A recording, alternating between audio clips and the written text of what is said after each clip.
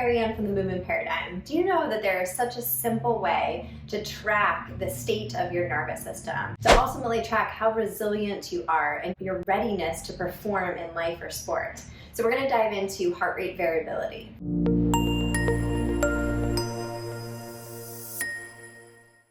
So what is heart rate variability? So essentially it is the interbeat between the heartbeats. So it is different than your heart rate.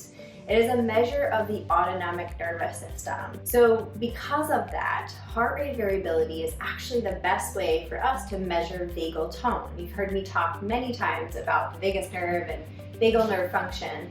Well, think of this as a way to track that. It's a way for us to see how well recovered our nervous system is. Therefore, how ready are we to take on life stressors? So ultimately it plays into our emotional resilience as well. Personally, I find that tracking heart rate variability is one of our greatest advancements. The fact that we are able to objectively measure our nervous system, to me, is simply fascinating. So let's talk a little bit about how you can track. So I first want to disclose that I am not an affiliate of any different company that's tracking HRV.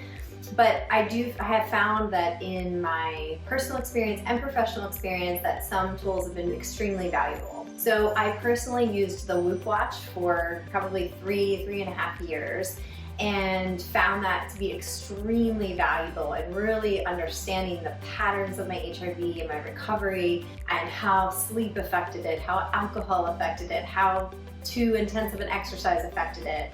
So many things that we can touch on. So the Whoop Watch was extremely valuable. I also have recommended the Oura Ring, which is another great tracking device to look at not only the HRV, but of course all of the other trends that factor into HRV. And currently I'm using Elite HRV, which is a chest monitor along with a free app that is super easy to do. So every morning you can take your morning readiness score. So you can wake up, you have your chest monitor on, you can get your baseline heart rate variability, resting heart rate, to be able to see what your readiness is for that day. Are you sympathetic, parasympathetic? Are you really ready to perform? And that has been a really valuable tool, really easy. You don't have to wear a watch or a ring. So I think all of these tools and more, there's Fitbits and Apple Watches, Garmin's, a lot of them are performing this, have this technology. So I think it really depends on what is most valuable to you, what seems most appropriate for you. Are you going to wear a watch or a ring? So the goal is that you're tracking it regularly. So finding the tracker that works for you is very important. So the next question that always comes up is, what is a good HRV?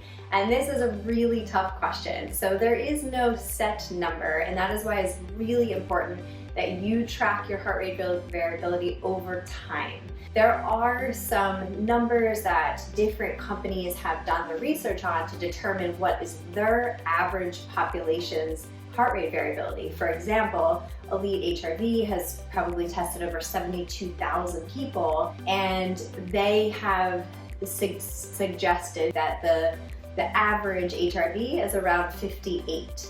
So they might have a more active athletic population, so the heart rate variability might be higher. Now ultimately, a higher heart rate variability is better than a low heart rate variability if we're looking at on average.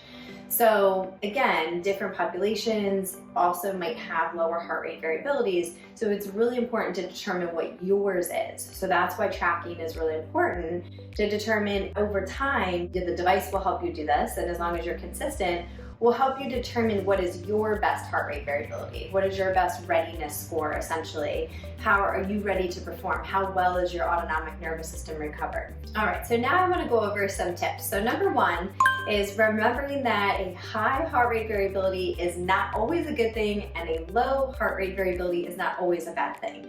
For example, if you have a high heart rate variability, again, I just mentioned that overall that's a positive thing, but just because you have an outlier of a really high number one particular day, that could mean actually that it's signaling you may be getting sick, so you're having a higher immune response.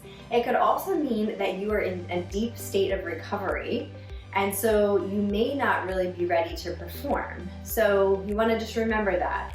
Same thing with a low heart rate variability, not always a bad thing. If you had a really intense workout, if you had a competition day, you should be working hard, you should be taxing your nervous system. So your body's just saying, hey, I need to recover. So you might have a low heart rate variability score.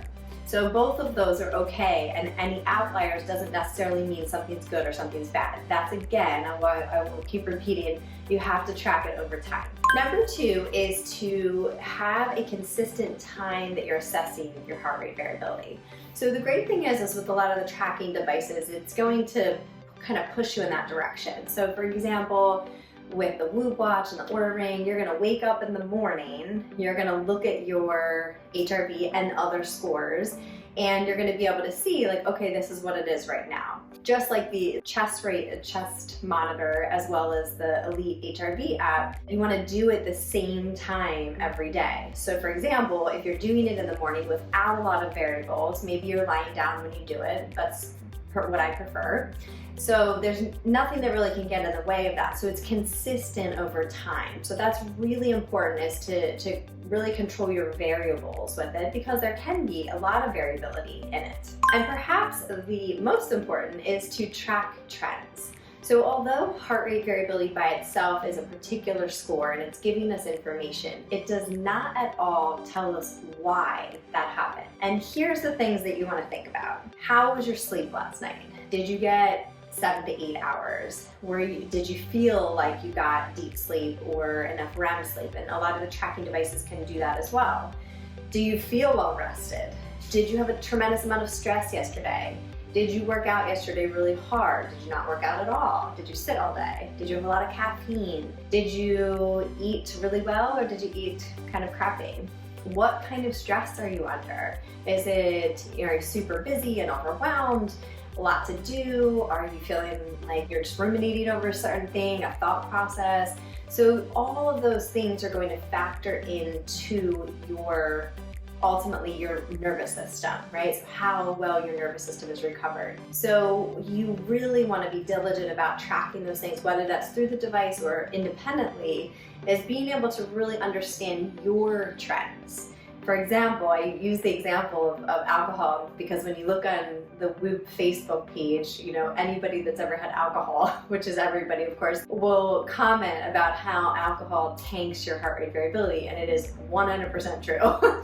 Even a glass of wine, 2 glasses, whatever it might be, it definitely will tank it. And so you can just start to see those different trends, and that in and of itself is what allows you to make positive changes going forward. So in summary, heart rate variability is just an amazing way to track your resilience, your recovery, and I can't recommend it enough. I'm not suggesting someone has to track forever, but you want to track until you don't need to track anymore. You want to track until you really understand your health habits and all the things that you can control to really optimize how you feel day in and day out. And this is one really important way to do that. So I hope this was helpful. If it was, give it a like, give it a share. Subscribe to our YouTube channel, The Movement Paradigm, for weekly tips on mindset, nutrition, and movement. And also make sure you reach out to us for our upcoming Vegas Nerve program that starts September 19th. And we would love to have you. We deep dive into concepts like this and many others. So thank you as always for joining.